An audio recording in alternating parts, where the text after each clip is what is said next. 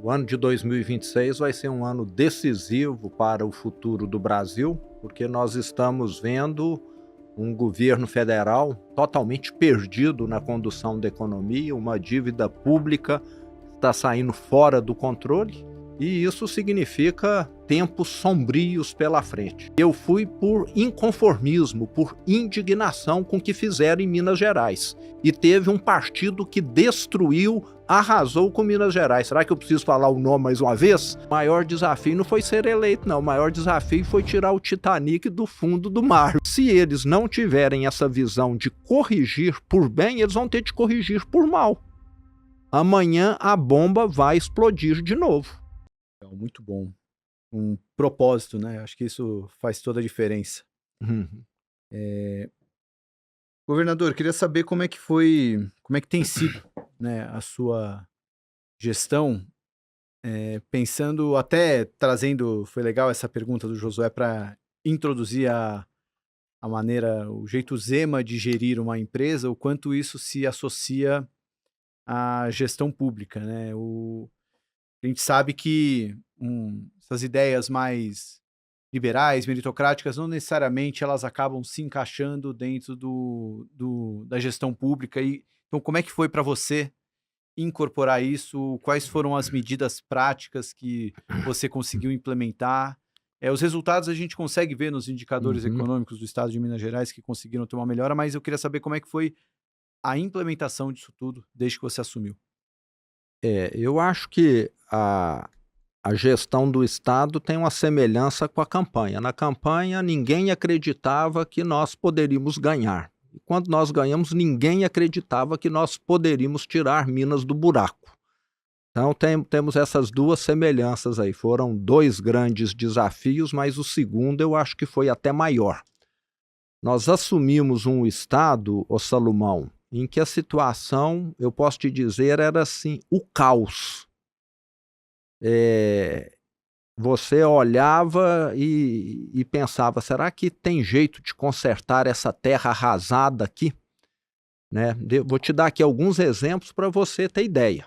Eu assumi em janeiro de 2019, até o último dia, o ex-governador do PT, Pimentel, falou, eu vou pagar amanhã o 13º. E não pagou. Até o último dia. Amanhã eu estou pagando, amanhã eu estou pagando. Assumi sem ele quitar. Tive de parcelar o 13º de dezembro de 18 em 10 vezes. Na hora que eu acabei de pagar o 13º de 18, já estava na hora de pagar o de 19 já. Você concorda? Né? Essa era a situação. Salário, você ia terminar de quitar a folha, em vez de ser no 5º dia útil, era quase que no 30º dia útil. Você ia pagando parcelado, pagava 2.000, os menores salários primeiro e os maiores no final do mês. Não tinha data certa, mas nós olhamos, fizemos uma previsão de caixa, começamos a pagar.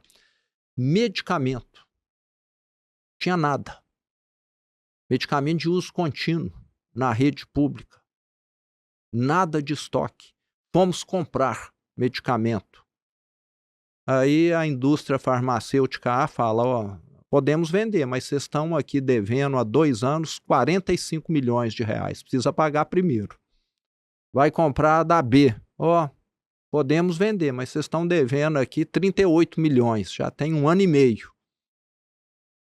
Tivemos de ir no Ministério Público pedir para furar a fila de pagamento, para quitar esses laboratórios que vendem medicamentos que podem salvar vidas para poder começar a abastecer a rede pública do Estado. Assim, então, assim, aquela dificuldade. Primeira semana como governador, não sei se vocês conhecem a cidade administrativa, eu fico lá num prédio mais baixo, o edifício Tiradentes. 400 prefeitos chegaram lá com trio elétrico, com megafone, fazendo manifestação para receber os repasses municipais que eles têm direito, que o governo passado do PT não pagava os 853 municípios. Numa coisa, o PT foi muito justo, ele deu o calote em todos, você entendeu? Nos 853 igualmente. Não ficou um prefeito que não tenha sofrido rasteira do PT lá em Minas Gerais. E lá nós tivemos casos, ô Salomão, que acho que em outros estados do Brasil não aconteceu. As prefeituras começaram a morrer também. É como se eu tivesse aqui morrendo de hemorragia e começasse a tirar o seu sangue e daqui a pouco você começa a entrar em falência também. Foi mais ou menos o que aconteceu. Nós tivemos lá em Minas prefeitos que, em vez de pagar salário, começaram a fornecer cesta básica para os funcionários, falando, ó, sobreviva até a gente ver o que isso aqui vai virar. Virou um escambo. Virou algo nessa linha. Tivemos prefeitos que renunciaram, que a pressão é muito grande. Tivemos prefeitos que adoeceram e prefeitos que suicidaram lá, 2017 e 2018. A Constituição está lá clara, o Estado tem de repassar para os municípios 25% do ICMS, acho que 25% do IPVA, da educação, tem lá as verbas. E o Estado de Minas simplesmente falou, não vou cumprir isso aqui mais, pagava o que dava. É igual uma empresa que entra em dificuldade falar, esse mês eu vou pagar só 40% do salário. E pronto, você entendeu? Então, as prefeituras morrendo. E logo que eu assumi, em janeiro nós tivemos de fazer a transição, porque não abriram nada para nós. Nós ganhamos a eleição dia 28 de outubro, não abriram nada. Tínhamos novembro e dezembro. Nenhuma senha de sistema, nada. Aí que nós fomos ver, né, o Titanic no fundo do Oceano Atlântico mesmo. Funcionário público. Lá em Minas nós temos 600 mil, entre aposentados, pensionistas, na reserva e na ativa. Desses 600 mil, 240 mil estavam com nome sujo no SPC e Serasa, porque descontaram o empréstimo consignado e não pagaram as instituições financeiras. E os bancos cobrando. A minha família é concessionária de veículos, né? Tem algumas marcas. O pessoal dessas empresas, os presidentes, começaram a ligar para o meu irmão. Ó, o seu irmão agora é governador, vê se ele paga a gente aqui, que nós vendemos ônibus, vendemos moto, vendemos carro para o governo de Minas e não recebemos nada. Até envolver o negócio que não tem nada a ver, meu irmão me ligando. Ó, os presidentes estão te ligando aqui, você entendeu? Então, assim, e eu reuni o secretariado, né? Até eu tenho de agradecer muito os primeiros secretários, porque eles vieram como voluntários. Eles vieram para poder resgatar Minas do fundo do mar. E foi gradativo. O que você tem de fazer para resgatar, né?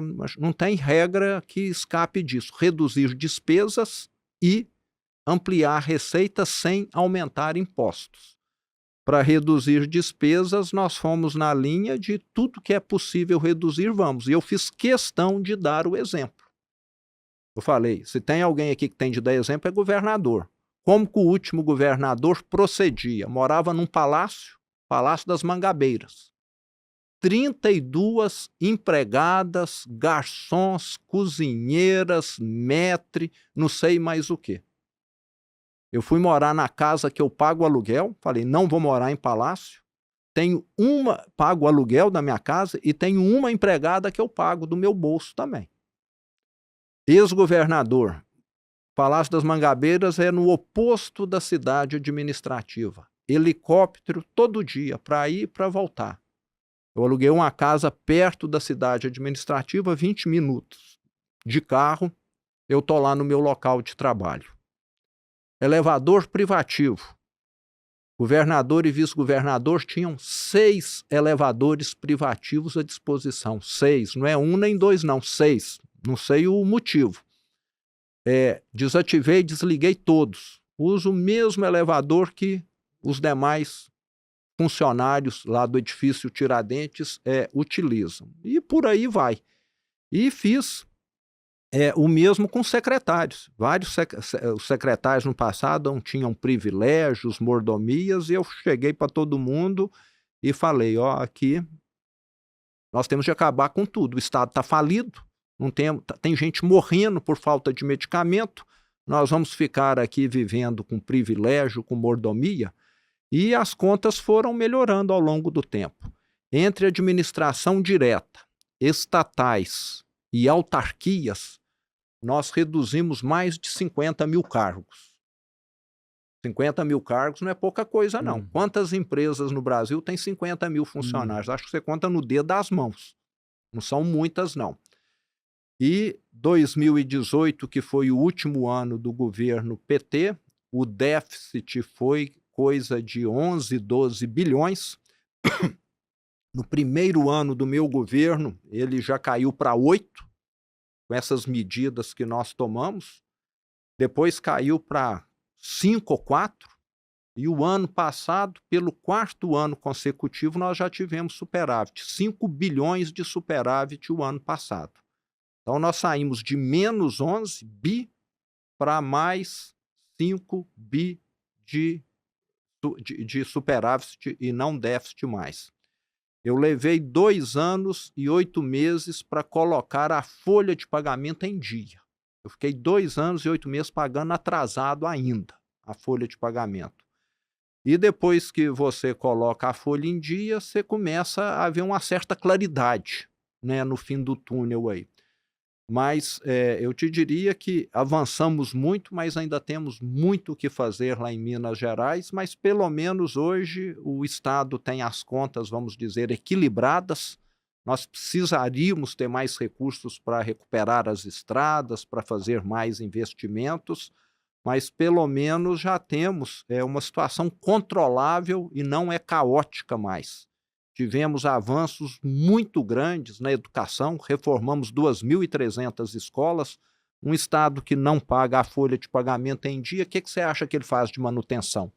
Nada, né? Então, estrada, escola, tudo sucateado, reformamos já 2.300 escolas, herdamos um cemitério de obras inacabadas, e nem cercaram, tudo vandalizado, tudo depredado. Assim, é o exemplo da politicagem que rasga dinheiro, sabe? E que não entrega nada para a população.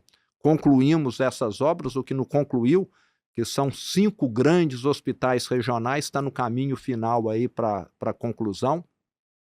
E todos os indicadores de políticas públicas melhoraram nesse período aí. Se você pegar, a criminalidade hoje é muito menor do que era. Na saúde, o ano passado nós batemos recorde em cirurgias eletivas. O maior número tinha sido pré-pandemia, em 2019, coisa de 800 mil cirurgias. No ano passado nós fizemos mais de 1 milhão. Na pandemia foi lá embaixo. E hoje, em muitas regiões do estado, nós não temos mais fila para ninguém fazer cirurgia. Você tem um período do agendamento só, o que é uma conquista muito grande. O Brasil como um todo, muita gente ainda está aí esperando meses ou até mais de ano para poder fazer alguma cirurgia. E em Minas, em muitas regiões, nós zeramos essas filas. A avaliação dos alunos tem melhorado, e eu gosto muito de falar da hipocrisia do PT. O PT tem essa bandeira social, mas eu provo, né, e está no portal da transparência para qualquer um ver o que o partido, que no discurso fala que é social, gastou com merenda escolar em 2018. Minas Gerais tem 1.600.000 alunos na rede pública estadual. Sabe o que eles investiram em merenda escolar em 2018? 20 milhões de reais. Isso dá mais ou menos R$1 por mês por aluno, aproximadamente.